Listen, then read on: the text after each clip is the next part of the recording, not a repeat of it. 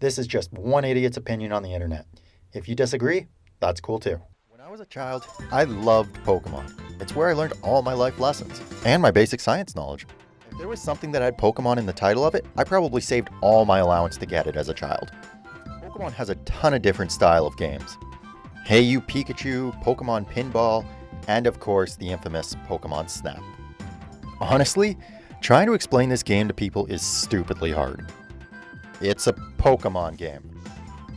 And you take pictures. You don't battle, you don't capture Pokemon, there's no gyms. I don't know what the hell kind of a Pokemon game this is. I get it. This sounds stupid in theory. And if you say otherwise, you're probably lying. Pokemon Snap was originally announced for the Nintendo 64 disk drive, but was moved to the Nintendo 64 after the failure of the disk drive. The game has also been released on the Wii Virtual Console and the Wii U eShop. Despite the concept, the game does have a cult following.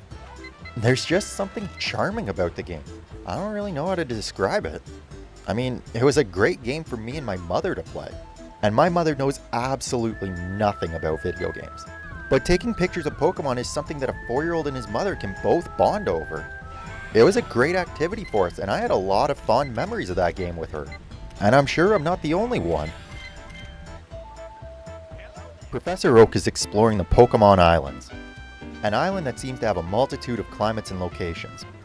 This island is where Pokemon live in peace from their human slave masters. The professor needs to get some pictures for his research, so he hires professional photographer Todd Snap. You know that weird kid from the anime? No, you don't remember him? Yeah, nobody else does it either. Yeah, this guy. Regardless, you're Todd, and your job is to take as many quality pictures as you can. Pokemon Snap is your basic rail shooter. Only change out the gun for a camera, and you basically have an acceptable Pokemon game. You open up the game in Professor Oak's lab, where you select the area that you want to explore. Once entering the level, you follow the route laid out for you, traveling in your 01, your mini little hovercraft machine. You take pictures along the route, trying to get the best pictures of each Pokemon. After reaching the end of the level, you select your best pictures to show to Professor Oak. After he berates your picture-taking abilities, you are given a score for each picture. Totaling the score allows you to unlock some new items and new levels. You can get apples, stink bombs, and a Pokeflute. Okay, hold up. We're going into monologue time here.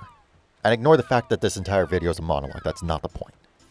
So, Oak hires you to invade a private Pokemon reserve. That's pretty sketchy. He gives you items to abuse Pokemon, even sketchier. You can wake Pokemon up from their eternal sleep. You can pelt them with apples, hit them with stink bombs. Professor Oak is basically a Pokemon terrorist, and now he's hired you to join his cult. Really, this game shows that Professor Oak is the bad guy, and we have to take him down. But nobody ever will. And that's the true meaning of Christmas. I mean, that's the true ending of Pokemon. That's my conspiracy theory for the episode. Back to the review. It's an incredibly basic concept, but using the items to get Pokemon to do what you want or do cool poses can be a fun challenge to see what you can accomplish. You also have a few little puzzles to open up new tracks in the game, but nothing that the game doesn't basically spoon-feed you.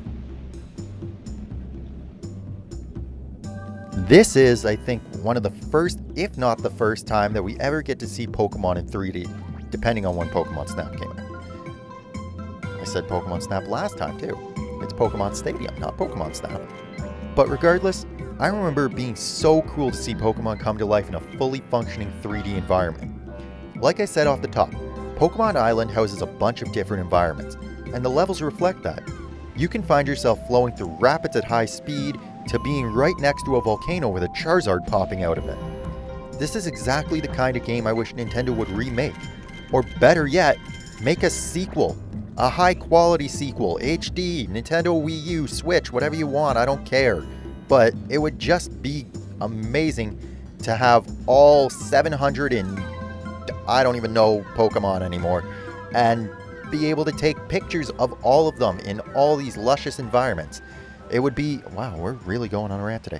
Regardless, the point is, Nintendo, make a new Pokemon Snap. Okay. Lasting appeal. Holy crap, let's get back to the thing here. The game only has 7 levels, and the levels really only take 5 to 10 minutes, if even that. But in order to get all the levels, you are going to have to go through levels multiple times. 3 to 4 times I found myself having to get 1 or 2 new Pokemon pictures and had to go through the level again, which in theory is fine. The game does hand you a dash engine, helping you speed through each level, but it doesn't hand it to you till you have to get the Pokemon signs in each level, which by that time you might have already gone through the level 2, 3, maybe 4 times, and at that point it can get very tedious. Even with all of that backtracking though, replaying the game you're still probably only getting 4 to 5 hours. Going back to Pokemon Snap 15 plus years after first playing it, I've realized that I really haven't grown up much. I can still sit on the floor in my room and take pictures of Pokemon for hours on end, despite what my parents want to think. Now, what that says about me as a person, I don't know, so I'll leave that up to the internet to figure out. Until then, enjoy the week and I'll see you guys on Monday for A Tale of 3 Idiots.